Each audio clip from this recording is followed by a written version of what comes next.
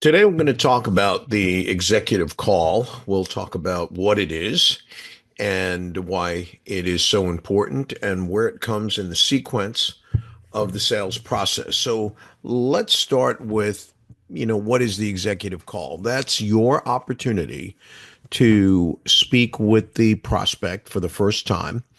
And we use the term executive interview call, because essentially you're going to be interviewing them so that you can start to get some idea as to whether or not you would want to award this individual a franchise.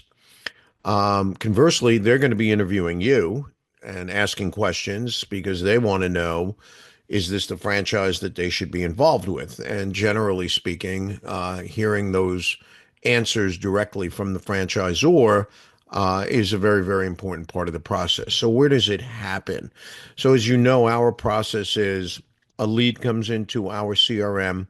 That lead is immediately sent a text message and a welcome email, generally within a few hours, but never more than a day. That person is touched via telephone, where we then qualify them, assuming we reach them. If we qualify them for their liquid capital, their appetite for the total investment, the timeline, the fact that they are the decision maker, then we will send them a franchise disclosure document. We'll follow that up with an FDD follow-up call. And once we've gone through that call, so that would be the third or fourth call, that's when the executive interview call happens. Now, the way these calls are structured, we don't want them to be too formal, like a job interview, because then people get sort of put off and they get a little bit nervous about what's going on, and it just gets too clinical and too formal. So generally speaking, we set up a tone where it's a meet and greet. I'm usually on those calls. If I'm not, then our senior franchise consultant is on those calls. How we typically open the call or start the call is I will introduce everyone just very lightly, and then I will tell the prospect, and if there's two people or three people, sometimes as partners, I will say to them, hey, we've given the franchisor a brief amount of information about you and your background and what you've been doing and what you're doing now and what you'd like to do. Why don't we start out with you explaining to the franchisor a little bit more about you and your background. And then once you're done, the franchisor can explain to you how they started the concept, what the inspiration was, and what their vision is for growth. At that point, prospect will usually go through their resume, for the lack of a better word. If there's two of them, they'll both do that. Then you, the franchisor, will tell your story. Now, here's the thing. We don't want these calls to run more than 45, 50 minutes, an hour at most. And there's a reason for that. The goal of this call is to get them to a discovery day. We don't want to give them every single bit of information, and then you'll have nothing to speak about at the discovery day. So, generally speaking, when you tell your story about how you started the brand and what the brand stands for, you want to try and keep that to about 10 minutes. We've had calls where franchisors go on for 35, 40 minutes. A couple of problems with that. First of all, it eats up all the time. It leaves nothing for the prospect to ask questions of, because you've explained it all. And it just gets pretty damn boring, quite honestly. What you want to create is a dialogue. And the reason you want to create a dialogue is you want to understand what questions are going back and forth in the mind's eye of the prospect. Because if the prospect keeps asking questions about training and makes statements like, well, we have no experience, will you train us? What is the training like? Then you know that when you do your discovery day, you know that that's sort of a hot button for them, training. If they're asking questions all the time about, well, what about my territory and how large is it? Or, I don't want other people too close to me. And that's their hot button. Or it could be the numbers. I read your item 19. Can you walk me through that? And can you tell me about the fees? And can you tell me about the brand development fund?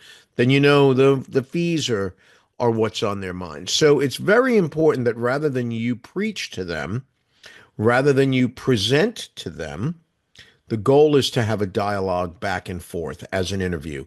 You ask them questions, they ask you questions. Now, can't tell you what questions they're going to ask you because everyone's different, but generally speaking, it is about things like the cost, the fees, the territory, the training. How does the advertising work? How long does it take?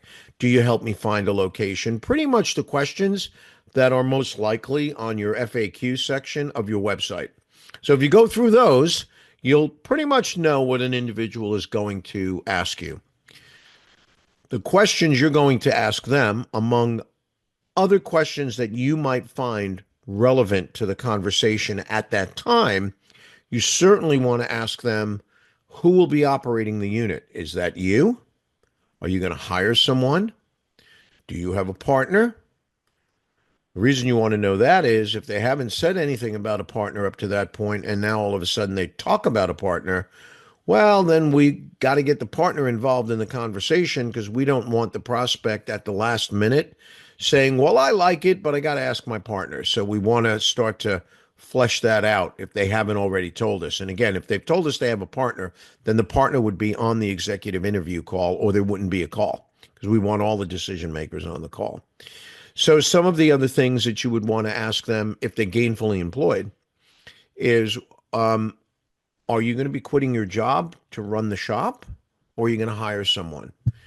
That's critically important because of a few reasons. Number one, you want to start to, I'm going to use the term smoke them out as to whether or not they think they could just write a check and the business is going to run itself. And we all know businesses don't work that way. Especially if you're in a food business, it doesn't work that way.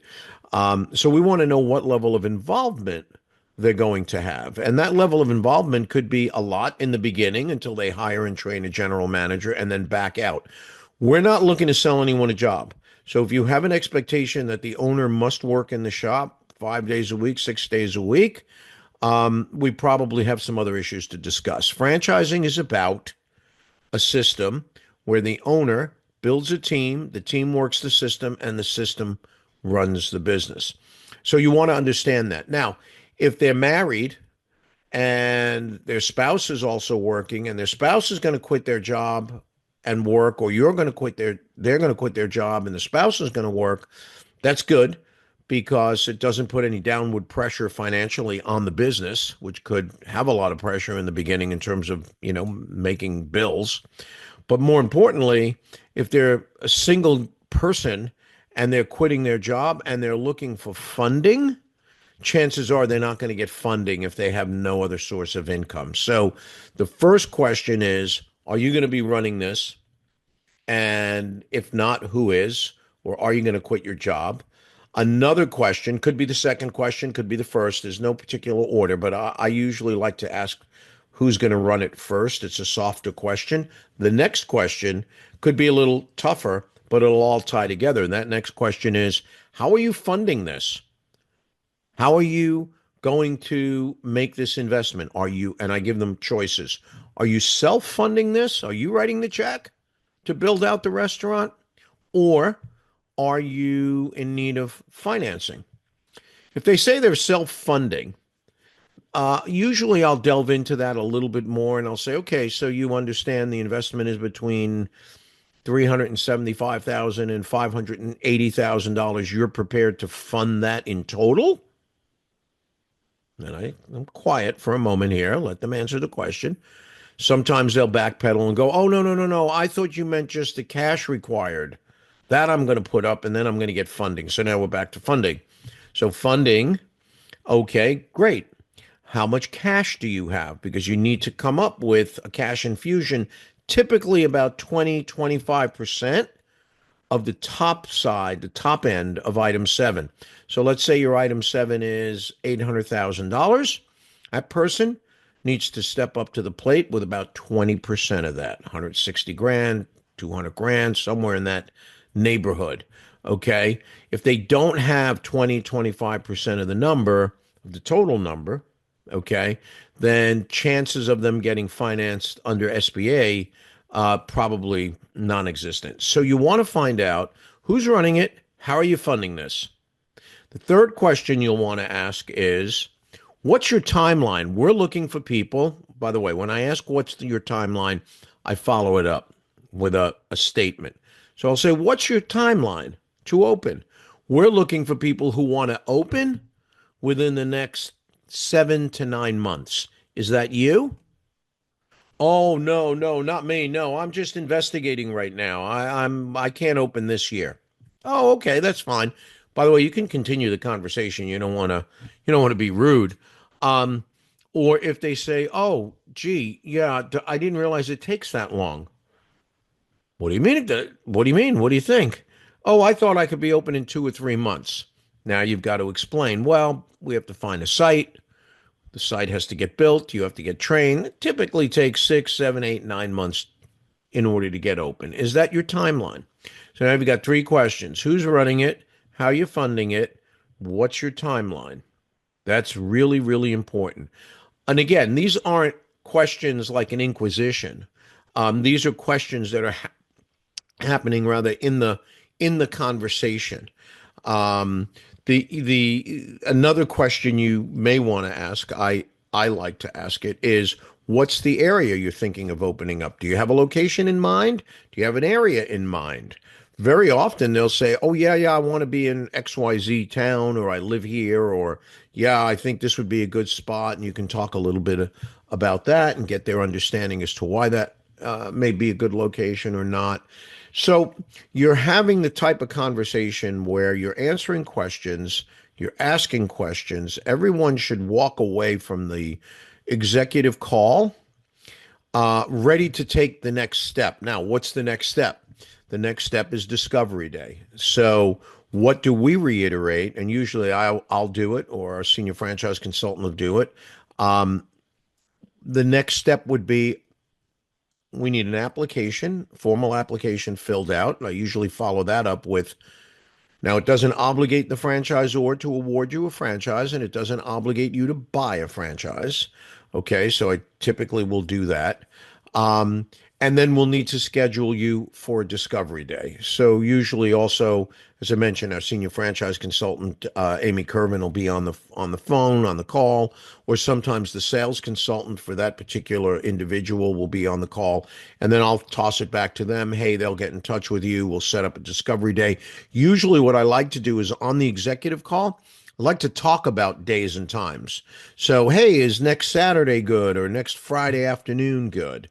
And it's usually not the afternoon. I misspoke, but next Friday or next Thursday or whatever it is, you try to get them to make a commitment to Discovery Day. And that's important, because if they say, well, I can't do it next week, but I can do it the week after, great. Okay, so what day next week, or 2 weeks from now? Oh, Wednesday, good. Yeah, okay, great. Amy's going to call you. We'll sort of confirm that, but we'll make an appointment right now for Wednesday. We'll send you out an agenda. We'll need the application back before that. We don't do discovery days without an application, just so you know. Um, and then you sort of wrap up the call. Any other questions? Is there anything we left out? Keep in mind that when we meet at our discovery day, you'll probably have a lot more questions when you see the brand in action. When you see it in action, things will come up. We'll spend about 3 hours together at Discovery Day. We'll give you a tour of the facility. Again, if it's a restaurant, we'll taste the food. We'll show you a couple different things, and then we'll go from there. That's basically how the executive interview call works. All of that should be in about 45 minutes, an hour, if they have a ton of questions. You don't want to go much beyond that for all the reasons I stated earlier. You'll just sort of run out of steam. People just get tired. It gets to be a bit arduous at over an hour. So if you have any questions after you watch the video, please feel free to give us a call and we'll walk you through it. Once you do, I don't know, 1 or 2 or 3 of these executive interview calls, it just becomes second nature. You'll know what you're looking for in terms of the answers that you want, because you know the persona of the buyer that you want and who you want to award franchises to. So, as I said, if you have any other questions, just reach out and we are happy to address them.